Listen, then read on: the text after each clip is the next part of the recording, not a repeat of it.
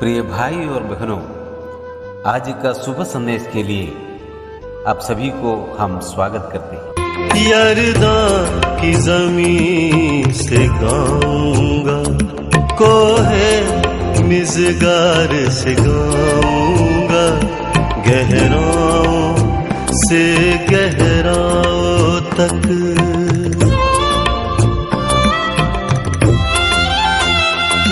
रात और दिन होगा तेरा करम, मैं गीत दुआ के गाऊंगा, वो मुझ पे करे अपनी रहमत।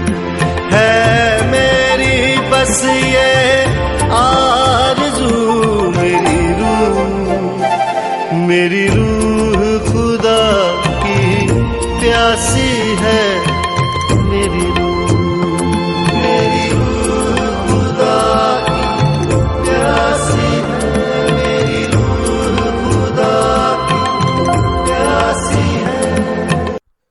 आज का संदेश इवेंजलिस्ट जयलाल पटेल छत्तीसगढ़ से बांटा जाएगा। प्रार्थना के साथ सुनिए। आप सबको यीशु मसीह के नाम में जय मसीह। प्रभु की महिमा हो। आइए हम परमेश्वर के वचन से एक भाग को इस वक्त हम मनन के लिए देखेंगे।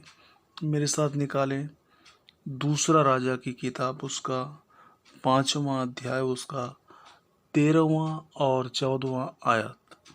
13वां आयत में ऐसा लिखा है, तब उसके सेवक पास आकर कहने लगे, हे हमारे पिता, यदि भविष्यवक्ता तुझे कोई भारी काम करने की आज्ञा देता तो क्या तू उसे न करता? फिर जब वो कहता है कि स्नान करके शुद्ध हो जा, तो कितना अधिक इसे मानना चाहिए।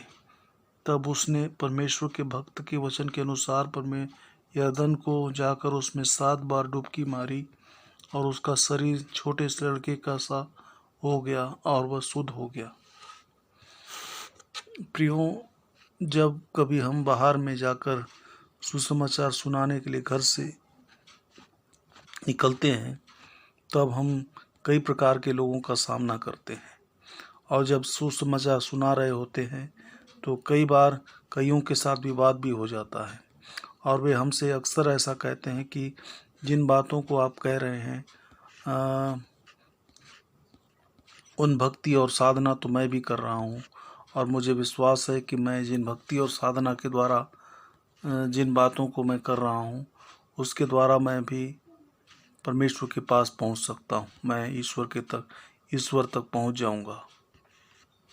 प्रियो, यहाँ पर ठीक वैसे ही एक व्यक्ति के विषय में हम पढ़ते हैं, नामान के बारे में।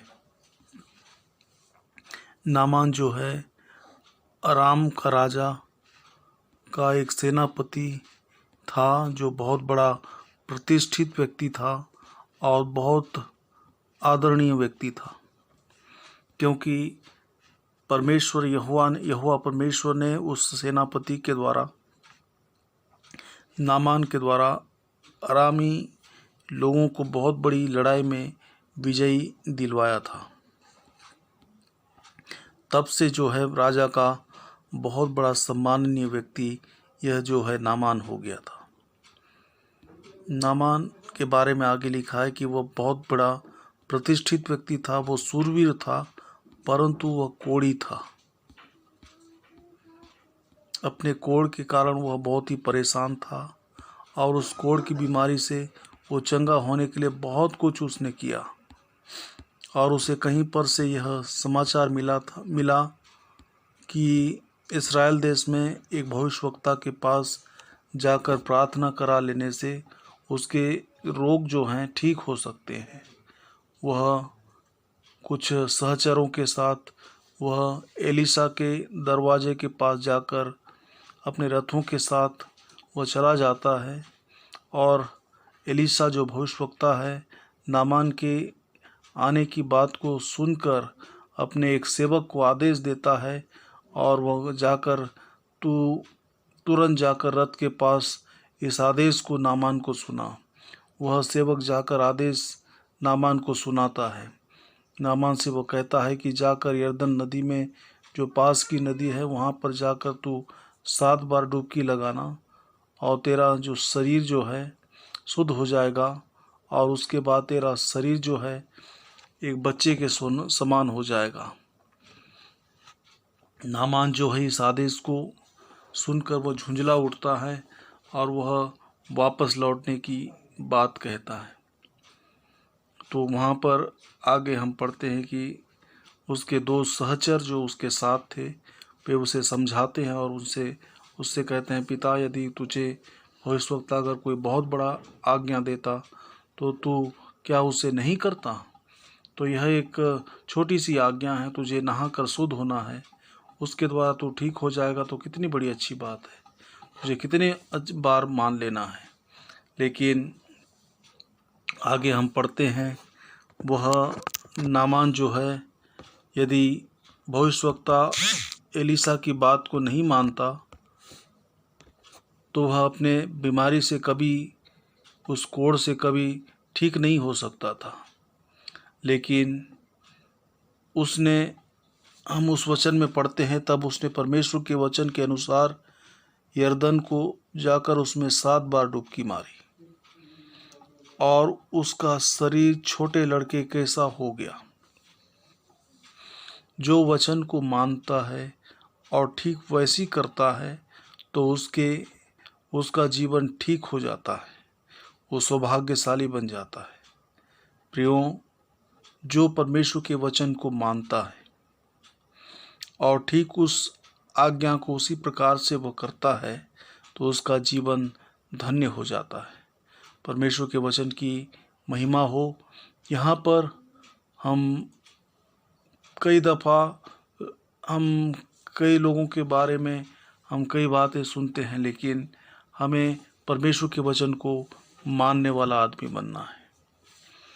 फिलिपी नगर का जो दरोगा, कारागार का एक दरोगा जो था, वह पौलुस और सीलास के सामने गिरकर वह यह प्रश्न पूछता है, मुझे उद्धार पाने के लिए क्या करना है? उनका जवाब एक ही था, यीशु मसीह पर विश्वास कर, तो तू और तेरा घराना उद्धार पाएगा। प्रियो, यहाँ पर नामान को सिर्फ 7 बार डुबकी लगाने की बात कहा गया है, और यरदन नदी में जाकर, और कहीं दूसरे जगह नहीं, परंतु यरदन नदी में। और नामान ठीक उसी कार्य को करता है। उसी प्रकार से उद्धार पाने के लिए, क्षमा पाने के लिए और कोई दूसरा मार्ग नहीं है, केवल प्रभु यीशु मसीह ही वो मार्ग है। उस प्रभु यीशु मसीह के पास जाने से हमारे सारे पाप और अपराध धुल जाते हैं और हम परमेश्वर की संतान बन जाते हैं। क्या आप आज इसी वक्त अपने जीवन में उस परमेश्वर को स्वीकार करेंगे? प्रभु आपकी सहायता करे कि आप उस प्रभु को स्वीकार करें और प्रभु में आगे बढ़ें। प्रभु के नाम की महिमा हो।